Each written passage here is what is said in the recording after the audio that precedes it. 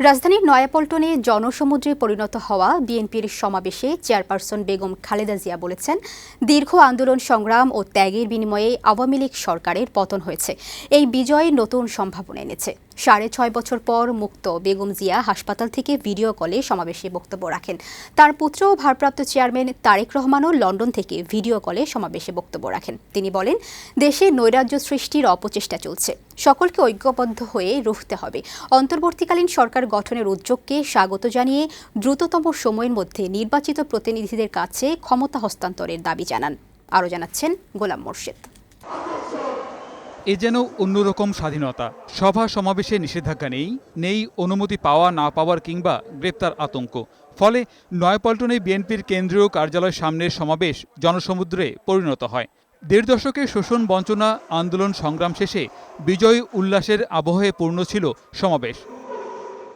প্রধানমন্ত্রীর পদ থেকে শেখ হাসিনার পদত্যাগ ও দ্বাদশ সংসদ বিলুপ্তির মাধ্যমে আওয়ামী লীগ সরকার পতনের দীর্ঘ দাবি বাস্তবায়ন হয়েছে। তাই দলীয় নেতাকর্মী ও সমর্থকদের শুভেচ্ছা জানাতে বুধবার এই সমাবেশ করে বিএনপি। এতে সাম্প্রতিক অর্জনকে প্রাথমিক বিজয় হিসেবে উল্লেখ করেছেন শীর্ষ নেতৃবৃন্দ। সমাবেশে দুটো চমক ছিল। ভিডিও কলে হাসপাতাল থেকে বিএনপি চেয়ারপারসন বেগম খালেদা জিয়া এবং লন্ডন থেকে তার পুত্র ও দলের ভারপ্রাপ্ত চেয়ারম্যান তারেক রহমান সরাসরি বক্তব্য রাখেন। দীর্ঘ আন্দোলন সংগ্রাম ও ত্যাগের মধ্য দিয়ে আমরা ফ্যাসিবাদী অবৈধ সরকারের কাছ থেকে মুক্তি পেয়েছি। রাজনৈতিক এবং রাষ্ট্র পরিচালনায় গুণগত পরিবর্তন আনতে না পারলে আমাদের আজকের এই বিপ্লব কাঙ্ক্ষিত ফল মিলবে না। তারা দলের এই বিজয়ে দলের নেতাকর্মীদের দেশ গঠন সম্পর্কে করণীয় জানান।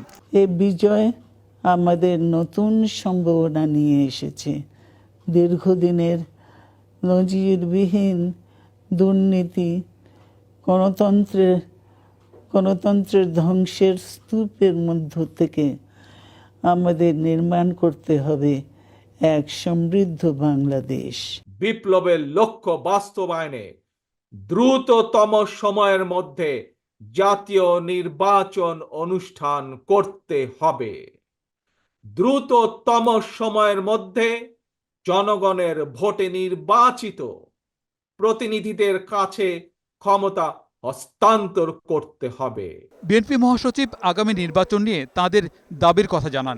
কোনো বিলম্ব না করে ইন্টারিম গভর্নমেন্ট, যেটা শহরের দাবি, অন্তর্বর্তীকালীন সরকার, সেই সরকার গঠন করুন কোনো বিলম্ব না করে। এবং এই সরকার তারা ৩ মাসের মধ্যে নির্বাচন করবেন, সেই ব্যবস্থা তারা করবেন।